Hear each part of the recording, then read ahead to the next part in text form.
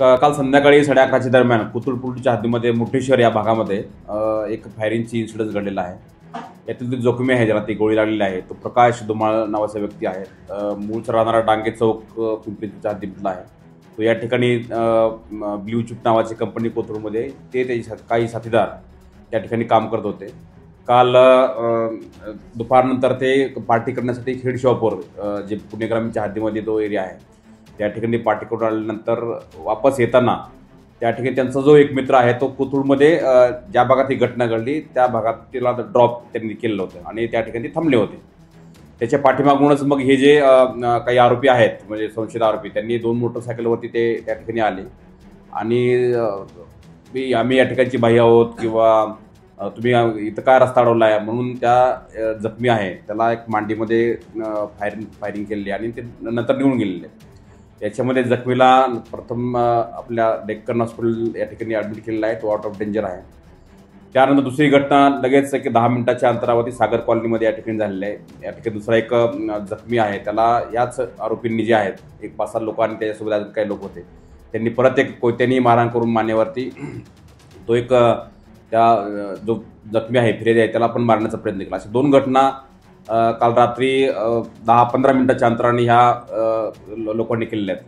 प्राथमिकदृष्ट्या हे सर्व माहिती मिळाली की हे सर्व आरोपी जे आहेत ते घायवळ गँगचे मेंबर्स आहेत आणि बाकीचे आरोपीचे बाकी निष्पन्न करणे आणि त्याला हे करणे पोलिसांचं हे सुरू आहे. त्याच्यामध्ये प्राथमिकदृष्ट्या याच्यामध्ये 2 गुन्हे दाखल केलेले आहेत. 3-7 विथ आर्म्स ॲक्ट आहे, बाकीचे सेक्शन्स याच्यामध्ये लावलेले आहेत. हे सगळे 4 जण जे ताब्यात घेतलेले आहेत त्यांची पार्श्वभूमी काय, त्यांच्यावर काय गुन्हे दाखल? यांच्यामध्ये पार्श्वभूमी यांची असे की हे सर्व जे आपल्याकडे जे भागामध्ये जे आहेत एक टोळी आहे घायवळ गँग नावाची, निलेश घायवळ त्याचे सर्व सांगतात. त्या गँगचे सर्व मेंबर आहेत याच्यामध्ये. त्यांच्यावर पूर्वीचे काही मोका दाखल आहेत, काही 307चे प्रकार आहेत आणि हे यांचं गुन्हेगारीचा रेकॉर्ड आहे आणि त्याच गुन्हेगारीचे रेकॉर्ड हे जो मुठेश्वर चौक आहे या ठिकाणी आहे त्याच्यामध्ये पूर्वीच्या पण काही घटना त्या ठिकाणी 2 गँगमध्ये झालेल्या आहेत आणि त्याच टोळीच्या याच्यावरून किंवा म्हणता येईल आपल्याला किंवा त्या भागामध्ये ॲक्टिव्ह राहतात. परंतु हे जे जखमी आहेत त्यांच्याशी यांचा काही तसा काही संबंध नव्हता किंवा त्यांची पूर्वीची काही गुन्हेगारीवर पार्श्वभूमी नाही किंवा त्यांचा काही वाद पण नव्हता.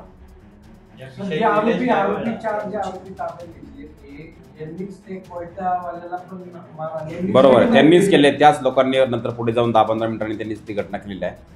दोन्ही याच्यामध्ये आपण 307 आणि बाकी सेक्शन्स लावून गुन्हा दाखल केले. दोन्ही घटनेतले आरोपी हे सर्वच आहेत. एक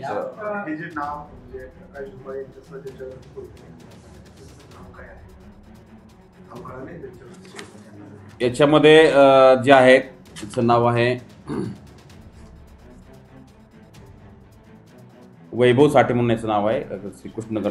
कारण तेच आहे की हे रस्त्यामध्ये उभे होते प्रकाश धुमाळ आणि वैभव साठे आणि आम्ही इथले बाह्य आहोत म्हणून आधी या धुमाळ यांच्यावरती हल्ला झाला आणि त्यानंतर हे याचा उद्देश आहे त्या ठिकाणी दहशत निर्माण करणे आणि घटना तसंच आहे. तुम्ही सांगा की धुमाळ यांच्यावर पुन्हा हे पुढे पळाले का, हे जे साठे आहेत वैभव साठे? नाही, वैभव साठेची घटना वेगळी आहे. ही जी पहिला प्रकार फायरिंगचा झाला आहे याच्यामध्ये प्रकार वेगळा, दुसरा झालेला प्रकार पूर्णतः वेगळा आहे. यांचा काही संबंध नाही. हे त्या सागर कॉलनीमध्ये राहिल्यात आणि प्रकाश धुमाळ जे आहेत ते डांगेचं या ठिकाणी राहणार सागर कॉलनीमध्ये. आता प्राथमिकदृष्ट्या याच्यामध्ये जे आरोपीने आमच्याकडे निष्पन्न झाले, जे साक्षीदार आहेत ते नुसार तो गुन्हा दाखल केलेला आहे. याच्यामध्ये बाकीचे जे आरोपी तुम्ही सांगताय त्याच्यामध्ये त्याचा डायरेक्ट किंवा इनडायरेक्ट काय रोल आहे का याच्यामध्ये तर पोलीस तपास करत आहे. या वैभव साठेंची काय कुठे काय करत होते, ते उभ्या होते का काय करत होते जेव्हा त्यांच्यावरती कोयत्याने हल्ला झाला? त्या ठिकाणी 11:30 दरम्यान त्या ठिकाणी तिथं होते त्या भागामध्ये. इथं हल्ला करून ते तिकडे गेले आणि ते सामान्य नागरिक आहेत. सामान्य नागरिक कुठली पार्श्वभूमी नाही आणि यातला जो आरोपी आहे त्यातला त्याच भागात राहिलेला आहे.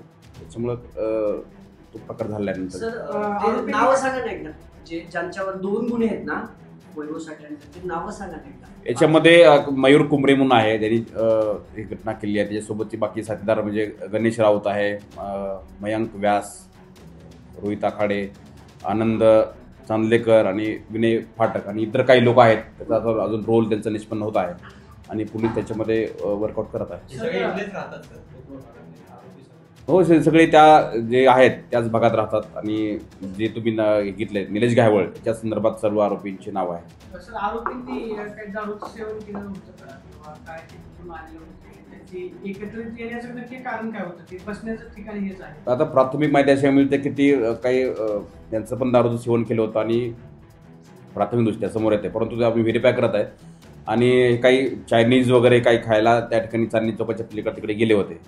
तर येत असताना हे पण लोक समोरून होते समोर आणि नंतर ज्या ठिकाणी फायरिंग झाली त्या ठिकाणी त्यांचे मित्राला ड्रॉप केल्यानंतर ते मागून आले त्या ठिकाणी आणि तिथं त्यांची ही घटना झालेली आहे. हे साठे आहेत तर ते असे रस्त्याच्या कडेला उभे होते, गाडीवरून चालले होते की काय नक्की, म्हणजे यांना भेटले कसे? नाही, जेव्हा ही घटना झाली त्यावेळेस हे परत सगळं तिकडे त्यांच्या सागरपल्लीकडे गेले. त्यावेळेस त्यांचं तिथं जी आहे तो दुसरा फिर्यादी सागर त्या ठिकाणी तो राहायला त्या ठिकाणी आहे आणि यातला एक आरोपी पण त्या ठिकाणी राहिला. त्याच्यामुळे ते रस्त्यात दिसले असं. रस्त्यात दिसले.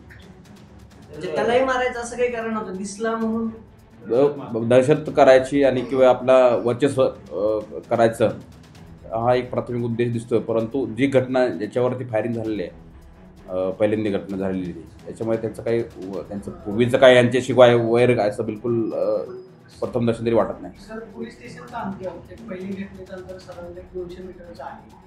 सगळे मुख्यातले आरोपी आहेत त्यांच्याकडे कोयते येतात, पिस्तूल येतात आणि पोलीस स्टेशनच्या हद्दीच्या जवळ जी घटना घडते ही पोलिसांचा अपयश नाही का? त्यांच्यावरती रेकॉर्डवर गुन्हे असतील अशा पद्धतीने पिस्टल वापरणं किंवा असे साहित्य कुठून येतात पोलिसांचा अपयश आहे असं वाटत नाही? असं बिलकुल म्हणता येणार नाही, कारण यांच्यावरती सर्वांचं आपल्या पोलीस यांचं चेकिंग राहतं, यांचा वाच होतो. यांच्या पूर्वीच्या पण प्रिव्हेंट ॲक्शन झालेल्या आहेत आणि कंटिन्युअस यांच्यामध्ये कुठलंही तक्रार आली तर पोलीस त्याच्यामध्ये ॲक्शन घेते. आता ही घटना झाल्यानंतर सुद्धा पोलिसांनी ताबडतोब लगेच त्या ठिकाणी आरोपी शोधणे किंवा पुढची बाकीची कारवाई जी आहे ती तत्काळ सुरू करून बाकी आता आरोपी काही आपल्या याच्यामध्ये आहेत, इंट्रोगेशनमध्ये आहेत आणि बाकीचा रोल निष्पन्न झाल्यानंतर पुढची याच्यामध्ये कारवाई आम्ही करत आहोत. तर शहरात गोळ्या नाहीत म्हणतात, मग गायवळ कोथरूडमध्ये सक्रिय आहे का? त्यांचे सदस्य असं फिरतात, कोयते घेतात, बंदुकी घेतात, सर्वसामान्यावर फायरिंग होते. कोणताही टोळी किंवा काय असं जो आपण जे म्हणता याच्यामध्ये कायद्यापेक्षा कुणी श्रेष्ठ नाही. कायदा सर्वोच्च आहे. याच्यामध्ये कुणी जर कायदा हातात घेण्याचा किंवा आम्ही काय या भागातले अमुक आहे तमुक आहे जर कुणी जर प्रयत्न करत असेल तर त्याला निश्चित पोलीस आणि जे कायदा आहे त्याचा धाक आणि जरब बसवल्याशिवाय पोलीस राहणार नाही किंवा कायदा त्या ठिकाणी सक्षम आहे. सर्व जे बाकी काय टोळ्या जो तुम्ही सांगतायत त्याच्यामध्ये पोलीस कायद्यानुसार या ठिकाणी काम करतात. तुमच्या भागामध्ये सर 2 टोळ्या आहेत, म्हणजे गजानन मारणे आणि तर आंदेकरचा प्रकार घडलेला आहे आता हा प्रकार. तर याच्यानंतर अशा घटना घडू नये यासाठी काय नेमकं पोलिसांकडून केलं जाणार या 2 टोळ्यांसंदर्भात? आता याच्यामध्ये जे पहिले तुम्ही सांगितलं गजानन मारणे हे सर्व पूर्ण रेडीवरती मोका लावलेला ते सर्व आरोपी आतमध्ये आहेत. आता याच्यामध्ये सुद्धा हा जो प्रकार झालेला आहे रात्री याच्यामध्ये सुद्धा पोलीस जी कठोरातली कठोर कारवाई आहे त्या दृष्टीने नक्कीच याच्यामध्ये काम करत आहे आणि नक्कीच तुम्हाला याच्यामध्ये काम केलं तुम्हाला दिसेल. तुम्हाला मी सांगितलं की ह्याच्यामध्ये जे आहेत प्रत्यक्ष असतील अप्रत्यक्ष असतील किंवा ज्यांचा कोणाचा रोल निष्पन्न होईल कुणालाही स्पेअर केलं जाणार नाही.